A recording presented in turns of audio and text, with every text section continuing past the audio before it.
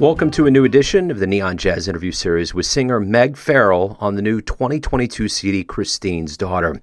It comes out on April 29th, 2022, and it rides the line between bitter regret and hopeful love, boasting a barrelhouse honky-tonk sound from a crew of jazz musicians. She grew up with parents in the acting profession and was frequently out late in the Big Apple. She also established herself well in the New York City scene as a jazz sensation known as Sweet Megg. Now she is in her new home of Nashville, and she opens up about the move, COVID life, the new album, and so much more. Enjoy. Great to catch up with you. Yeah, absolutely. Let's get into it here. Let's talk about the brand new album and, kind of before we get into it, into Christine's Daughter, talk to me a little bit about how you've been doing during this COVID time. It's been about a year, hasn't it? Year and a half since we spoke last? Yeah, I mean, the last thing we probably did together was with the Sweet Megg stuff, right? Yeah, I believe so, yeah. Yeah, with the I'm in Love Again record? Yeah. And my concept of time, like everybody else's during COVID, is totally in warp speed. Oh, yeah, I know. I mean, who knows what time even means anymore. It's like Chewbacca just tripped and fell into that lever on the Millennium Falcon, and it's just all warped. That is exactly, I think, describes it perfectly. So with that in mind, yeah, because what I wanted to, this record is basically not Sweet Megg. It's my original stuff. It's like, because, what I did with I'm in Love Again and that whole thing, I work with a record label in New York, and we do all our kind of early jazz stuff with them. And this is kind of my first studio record of doing my own stuff, my original stuff. It's a bit more in the Americana world. Right on. So let's get into, I know there was some recommended questions, and I'm going to kind of play to the script here and go along those lines. So just so we keep everything in context. So I guess before I get into that script, talk to me a little bit about how relieving this is. I mean, when we spoke before, we were knee-deep in this pandemic. We didn't know when anything was going to end, if there was going to be live shows that were going to be coming up. And now we're at a place where you have an album coming out, the possibility of promoting this live, a whole new thing to look forward to, summer, spring, all of that. How does this release feel with all of that?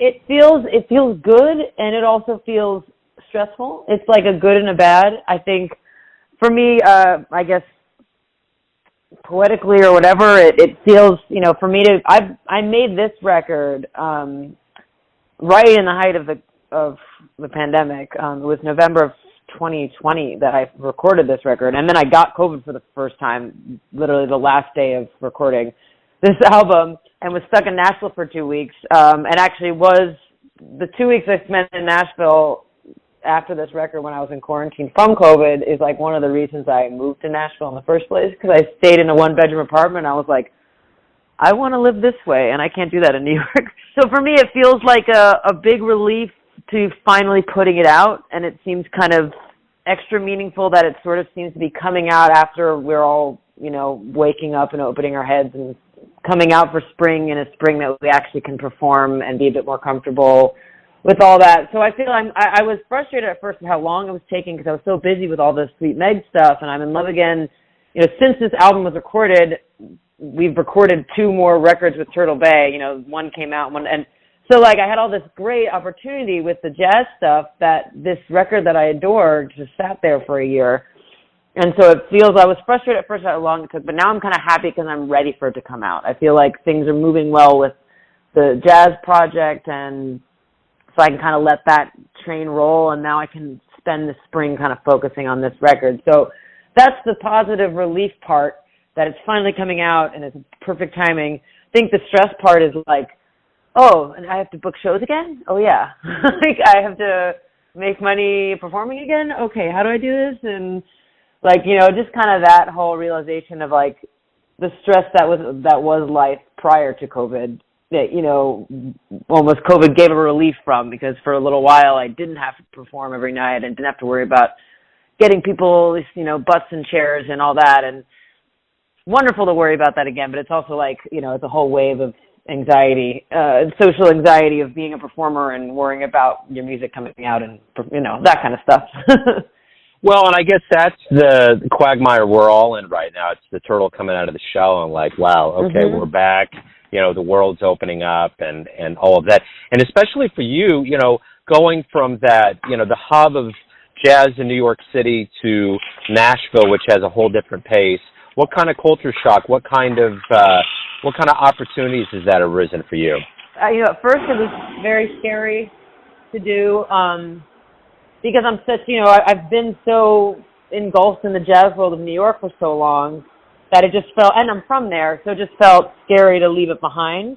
But now that it's been about a year since I've been kind of full-time living in Nashville, it's really felt like, I'm like, man, I should have done this years ago. I should have moved here years ago because the industry's here. And within, you know, 1 year, I feel like I have made more important contacts with industry people and made more of a name for myself in this city than 10 years in New York City, you know, because you just get, I grew up in New York and the feeling of New York, and New York is just a city of anonymous, you know, you're meaningless and you're always going to get your ass kicked from someone else. And, you know, that's kind of like, that's the norm that I kind of have always been in. I'm like, well, I don't matter. I'm never going to get anywhere. I just got to kind of keep my head above water and make good music. And that's kind of, I think, the outlook of a New York musician. And then in Nashville, I'm like, I could, like, you know, get on labels and like play shows that people actually come to. And like, you know, there's people who have booking agents and managers here. Like, that's a whole world I just didn't think I'd ever get to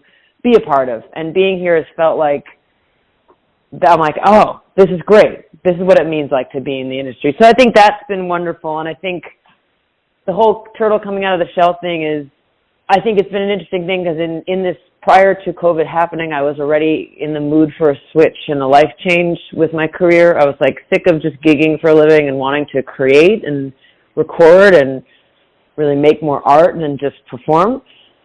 And so I think that then COVID hit and now I'm coming out of that, and I had this kind of vision that I wasn't going to perform as often. I was going to be a bit more creative, do more kind of listening shows and try to say something more. And so now I'm kind of in the place of like, okay, I'm going to step out and I'm going to start touring, but I'm not going to step out as far as I was before. So I'm like kind of, I'm debating how far out I'm going to go, how much I want to reveal of myself on social media, how much my privacy do I want to lose that I've been enjoying this past couple of years, if that makes sense. So, you know, obviously going from a place that has a totally different vibe like New York that, you know, really is kind of a hub for jazz, a world hub for it. Going to Nashville with a different musical vibe and a different flow and a pace, how has all of that by osmosis or more become a part of like who you are and how your music is coming out now? I think it's definitely changed my musicianship because I'm just, you know, I'm not playing jazz as often. I'm playing a lot of country stuff and I'm playing a lot of my own original music, which I have wanted to do for so long, but I've always been kind of had to do too much jazz. And not to say I don't love jazz because I adore playing jazz, but, you know, I didn't adore playing as often as I was playing it when I was in New York. And so now it's I feel like being down here has made both my original music, the Americana stuff, and the jazz stuff a bit deeper because I'm a bit more thoughtful about everything. And I think also being around here, everyone's so welcoming and supportive here, which is, like I said, it's something I'm not used to feeling. And it's kind of inspired me a lot and made me a lot more comfortable to kind of be more myself. I think I've always been kind of shy and awkward person hiding behind a very loud voice. And so I feel like for many years in New York, I was trying to fit in with the communities and trying to figure out how to, you know, fit in with the vintage people but I never quite did. And I always felt like kind of weird about it. And I felt like a phony. And being down here and having the support of this community of people who do so much original music has brought my inner self out a bit more, and I feel a bit more comfortable, even with both careers, the jazz and the Americana. I've been feeling more comfortable just being me, and I think it's made the music better because I'm not trying to be someone else. And I've always said when I teach people singing or whatever, I always say, like, you're never going to be Billie Holiday, you're never going to be Ella Fitzgerald, so don't try to mimic them. You should use your own voice. You will be the best you that you can be, that's for sure. And I feel like I finally started taking my own advice, if that makes sense. It's actually the way it works. I mean, usually what is right in front of you, sometimes we just don't see. So, so what does Christine's daughter mean? What does the album title refer to? What does it mean? Christine is my mom's name. I think I've been through a lot of, like, maturing in the past few years with some, my personal life stuff and my musical life, like I've discussed, and I feel like I don't know, for me, coming out of a shell that I was in for a long time, and so to me, this record is like, it's truly me, and I feel like, I've put out other original records prior to this, but they're both, were hastily done with no money and not what I thought of, and they're just kind of, young DIY records. This one is the first one, because of quarantine, I slowed down. I really finished each song. I really worked on them, and I had the confidence to kind of do it the way I wanted, and I had musicians around me that I felt respected by, so I could feel comfortable saying, I like this, I don't like this, and the songs themselves are from an honest place. They discuss my personal life in some ways, vaguely with metaphors, but in a way that I haven't felt comfortable doing, because I don't know. I think I use cover songs in the jazz persona to kind of close my real self off. And this is the first album where I'm like, okay, this is me, I'm a kind of, I don't know, all over the place, but this is my truth. And so that's why I named it Christine's Daughter, because that's who I am. I'm her daughter, and I feel like she's been a huge influence in my life to keep me strong and to believe in myself.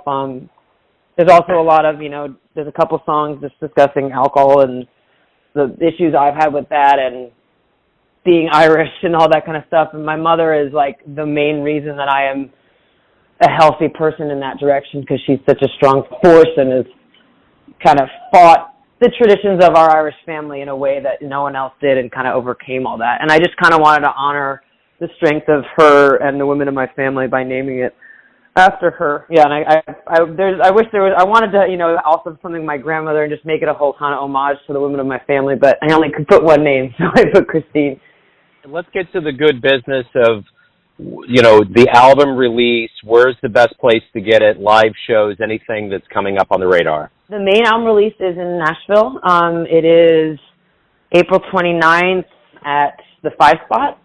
And that is going to feature, I'll be playing, also going to have Hannah Juanita and Ashley Campbell.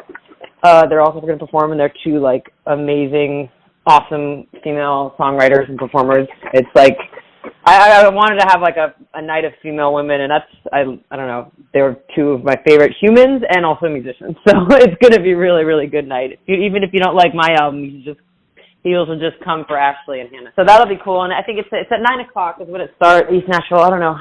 I just put out a music video today, if that's something else to discuss. I might do a little show in New York.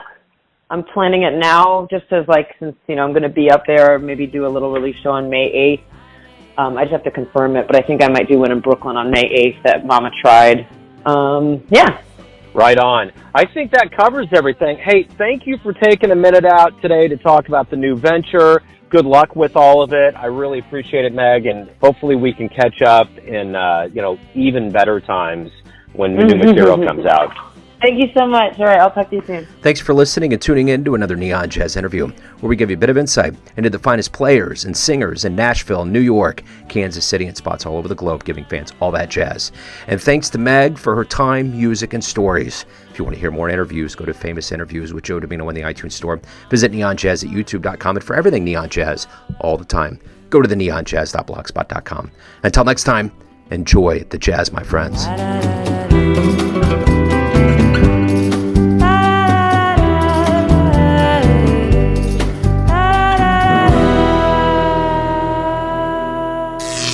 Neon Jazz.